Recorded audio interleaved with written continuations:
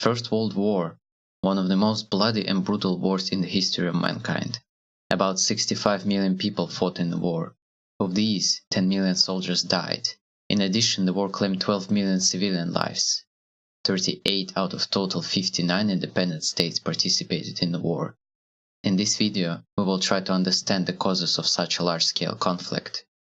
The causes of the First World War can be divided into four categories: militarism, alliance system, imperialism, nationalism. Militarism. Militarism was cool at the beginning of the 20th century. At that time, the idea of social Darwinism was very popular. Like, a stronger country will have a place under the sun, and the weaker one will disappear. Each country wanted to show its coolness through military development and expansion. We will focus on Germany as the main example of militaristic behavior. Germany, which was led by Wilhelm II, took an aggressive foreign policy course, the so-called Weltpolitik. Weltpolitik was characterized by an extremely aggressive attitude towards neighbor countries, the establishment of the new colonies for the Great German Empire, and the development of the fleet. About the fleet in more detail. At that time, Great Britain was the queen of the seas, and did not tolerate competition in the dominance of the navy. When Germany began to build its fleet, Great Britain started to compete, which led to an arms race between Britain and Germany, and severe hatred between the two powers. German foreign policy was disliked not by Britain only, but also by other European powers, which made Germany look like a bully, with whom no one, except Austria-Hungary at that time, wanted to be friends with. Alliance system. Alliances have a huge role in the causes of the First World War. The first country that began to form alliances in Europe was Germany.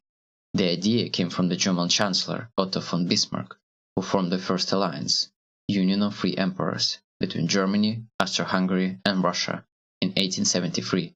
The purpose of this alliance was to strengthen the position of Germany in case of an aggression from France, and eliminate any hostility with Russia, in order not to end up in a two-front war. Spoiler, fail. Then came a series of different and complex alliances. 1879, the Dual Alliance. Germany and Austria-Hungary formed an alliance to protect themselves from Russia. 1882, Triple Alliance. Germany and Austria-Hungary formed an alliance with Italy to stop Italy from taking the Russian side. 1894, Franco-Russian Alliance.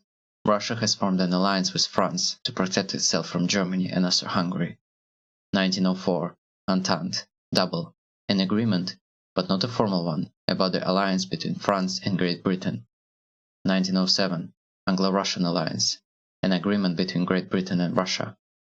1907, Entente, alliance between Russia, France, and Great Britain to counter the growing threat from Germany. After 40 years of building a complex system of alliances, Europe has divided into two blocks: Triple Alliance, Germany, Austria-Hungary, and Italy, and Entente, Russia, France, and Great Britain. Theoretically speaking, each country in the alliance had to intervene in case of an attack on the ally country, which meant that if a war broke out between two countries from different alliances, there would be a war between all countries of the alliances. Imperialism. Imperialism is one of the underlying causes of the First World War, which pushed all the rest ones. Each great power, according to the standards of coolness of that time, supposed to have colonies. England and France had many colonies, so they were more interested in defending what they had, rather than making new ones. But Germany, Austria-Hungary, and Russia would be happy to get new lands under their rule. Germany, according to its foreign policy plan, Weltpolitik, was dreaming to get colonies. Germany's adventures in Africa led to two major crises that almost led to a world war. In 1905, Germany tried to intervene in Morocco, which at that time was to become a part of a French influence. Wilhelm II came to Tangier on a white horse and publicly stated that Germany supports Morocco's independence from France and from anyone in general, which caused hard French butthurt. At the Algerian Conference in 1906, Germany was supported only by Austria-Hungary and Morocco. All the remaining European powers were against. Germany had to back down. In 1911, a rebellion broke out in Morocco, in Fez. Sultan asked for help from France to put down the rebellion, and France sent its troops there. But Germany, which didn't learn from its unpleasant experience, decided to intervene again. It sent a warship to Agadir to show that Germany was not an outsider and could participate in global politics. This event caused not only a second French butthurt, but also a British one. As we know, Germany and Great Britain were already in arms race, and when Germany began to show off with its fleet, this caused a trigger for Britain, and it began to prepare for a war with Germany, along with France. Germany was like, whoa, easy. Of course I want war and all of that, but it's too early for me, my army is not ready, and I'm not in the mood yet. And Germany for the second time got fucked. Retreated from Morocco.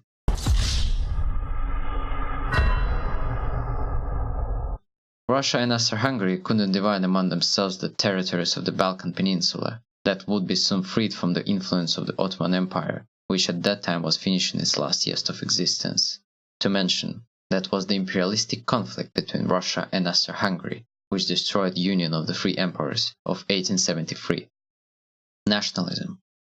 Nationalism is one of the most important causes of the First World War.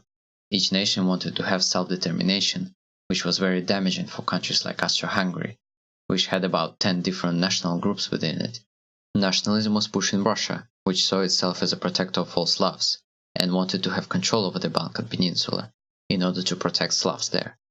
Austria-Hungary fought hard against nationalism, which led to one of the most important pre-war crises. In 1908, Austria-Hungary annexed Bosnia-Herzegovina, which caused discontent of Serbia, because there were many Serbs in Bosnia. Since 1908, there was hostility between Serbia and Austria-Hungary, which will show its effect in 1914. So, the recipe for a world war.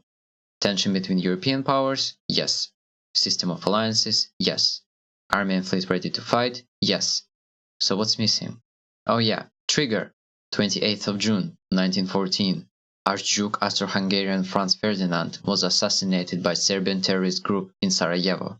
23rd of July. Super angry Austria-Hungary sends a 24-hour ultimatum to Serbia, which was designed so it couldn't be accepted. Serbia doesn't agree with the terms of the ultimatum. Germany promises Austria-Hungary that it will support her in case of the war. 28th of July. Austria-Hungary begins a war with Serbia. Russia mobilizes. 30th of July. Germany sends an ultimatum to Russia. Russia rejects it. 1st of August. Germany begins a war with Russia. Italy takes neutrality. 3rd of August. Germany begins a war with France and attacks through Belgium. 4th of August. Great Britain, as an ally of Belgium, begins a war with Germany. In just 8 days, the death trap was shut, and the great powers of Europe clutched in a bloody battle that lasted until 1918. Thanks for watching. If you enjoyed this video, don't forget to leave a like and subscribe for the channel to see more interesting videos from Bookshelf.